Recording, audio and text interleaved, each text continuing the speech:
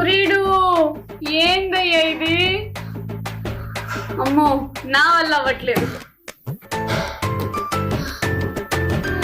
నా వల్ల కాదు.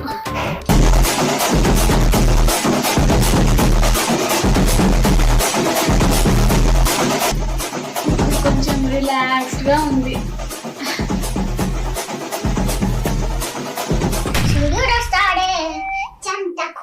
వస్తుండే గాలి మాత్రం వస్తలేదే. ఓ అక్క స్నానం చేసుకోవాయే. నిన్నే చేసిన కదా డాలీ. నీకు దండం పెడతక్క చేసుకపోయే. సరే నా మీద పడేరు చేస్తా. మమ్మీ కొంచెం వేడి నీళ్ళు పెట్టవా?